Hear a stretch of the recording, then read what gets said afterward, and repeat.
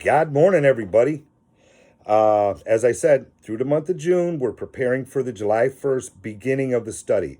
I was saying reading, it's more than a reading, it's less than a study. So I might interchange the words, study, reading. But it's a chapter a day, every day, 5 days a week, till we're done with the Bible, about 4 years.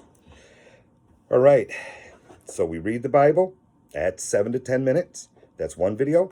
Next video is going to be taking a deeper look, and that's maybe 5 to 7. And then the third video will be a Bible verse and a rhyme that we took from that chapter. So I want to show you some stuff on what we do with when they say contradictions in the Bible. There ain't none, trust me. We're going to do that. And then denominational differences. See, because denominational differences are because Christians believe there's contradictions. Think about it. Think about that. If they all believe the same thing, they'd all be the same. They're not. We are going into this with no preconceived notions. We're not going in believing this, believing that. We're going in saying, this is what it says. And yeah. So let me show you something real quick. In Christianity, you have 5 main denominations, almost divisions. You have the Catholics, the Protestants, Eastern Orthodoxy, Oriental Orthodoxy, and non-Trinitarian Restoration. Trinitarian, Father, Son, Holy Spirit, Trinity. They don't believe it. Now, take the Catholics. Let's move them over here.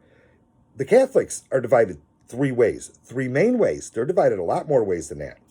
There's the diocesan Catholics, the traditional Catholics, and if you're in America and you go to Catholic church, you're most likely traditional, and the Eastern. So there's division there. Then we move into the Protestants. There's the main ones again: Presbyterian, Episcopalian, Lutheran, Baptist, Methodist, Wesleyan. And I get ready for this. The independent churches, the independent Christian churches, 8,169. Boy, oh boy. Okay, how come everybody's different? Some believe you follow the Pope. Some believe you don't. Some believe you pray to Mary.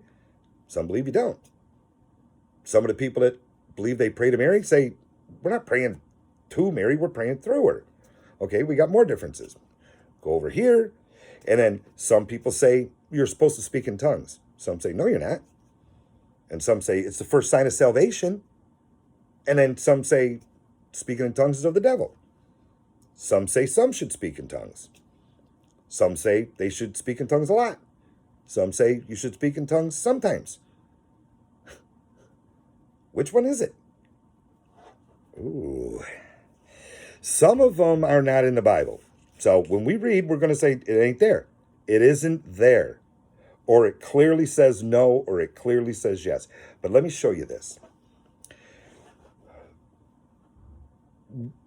Let me show you. Difference. Bible verse on losing your salvation, not losing it. On this hand, Jesus says, whoever the Father puts in my hand, I will in no wise lose. I'm going to that church. But then he said, I'm really getting tired of you guys. You're neither hot nor cold. You're lukewarm. I will spit you out of my mouth. I don't want to go to that church. So this person is thinking, I'm just all in Jesus and everything's great. This one's saying, and they could be hard line. Like, I'll do whatever I want. I'm in his hand. I'll do it, and that's it. But they could be soft line. And just, I'm just trying to do good. Right? And this one over here, they're like, to spit you out of his mouth? Well, you had to be in his mouth to get spit out. He said it, not me. Some of them are hard line. Boy, you cross your eyes and Jesus will spit you out. Some are soft line. It kind of be like this one, kind of be like that. So let's not say Jesus said this one and that's what I believe, and he said this one, but I don't believe it. How about both? Jesus says, I will never leave you nor forsake you.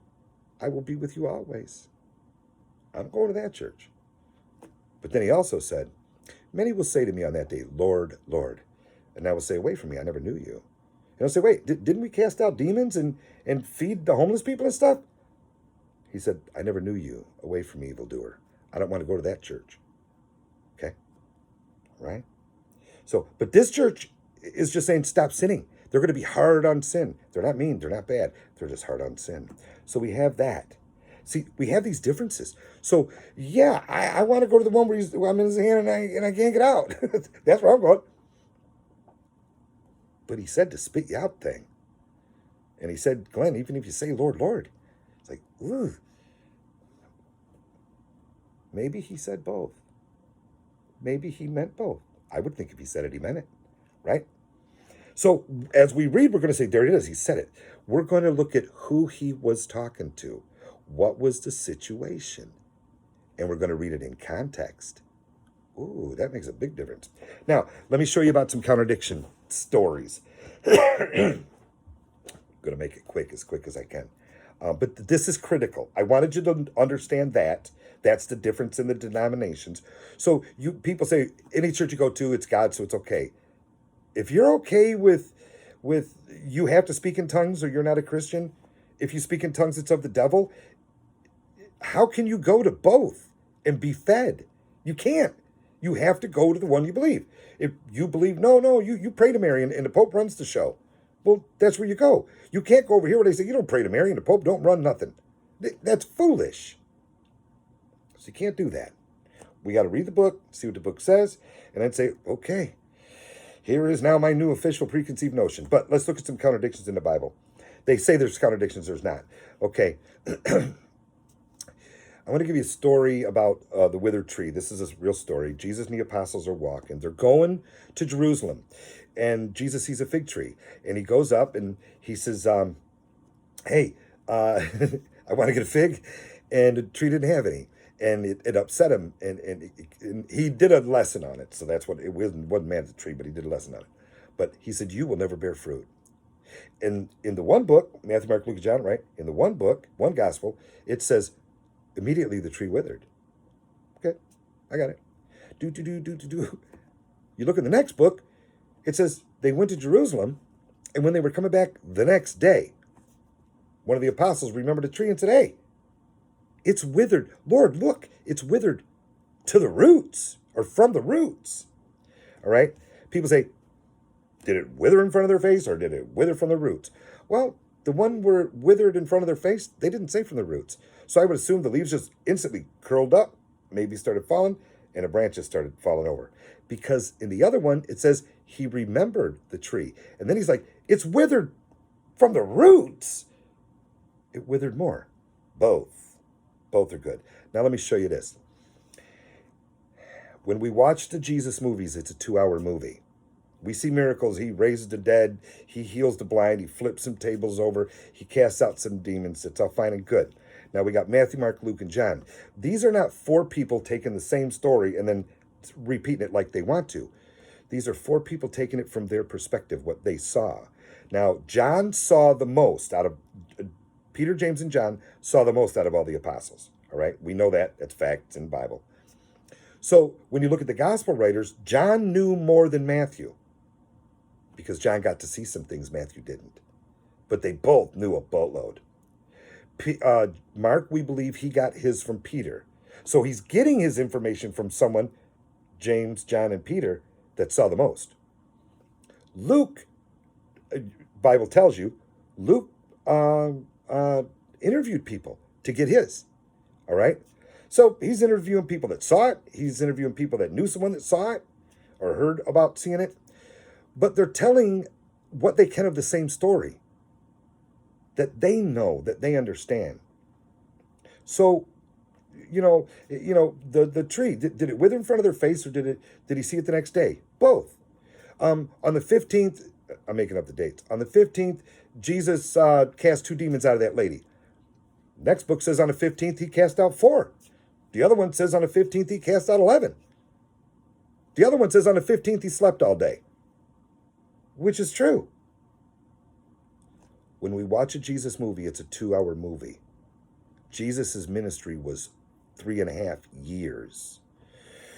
So maybe on the 15th of June, he cast 2 demons out of that lady. And on the 15th of May, he cast 4 out of that one. And on the 15th of August, he cast 11 out of that one. And on the 15th of December, he slept. I want to show you something. They give us everything they can, right? Let me get back to John. I didn't need to do this. I thought I marked the page. But the end of John, and John, again, Peter, James, and John saw the most. That's what the Bible tells us. They were with Jesus in the secret places and stuff like that. But this is what John says. John admits, I wrote the book, and believe me, I ain't telling you everything that happened. Watch. This is the disciple who testifies to these things and who wrote them down. We know that his testimony is true. Jesus did many other things as well. If every one of them were written down, I suppose that even the whole world would not have enough room for the books that would be written. Don't worry about the contradictions. The tree withered in front of their face, and it was worse the next day. And on the 15th, he cast out 4 demons out of that lady, and on the 15th, he cast out only 1. Different ladies. But you do get a verse. 1 Thessalonians 5, 23, 24. May God himself, the God of peace, sanctify you through and through. May your whole spirit, soul, and body be kept blameless at the coming of our Lord Jesus Christ. The one who calls you is faithful, and he will do it. Make a God-tastic day, everyone.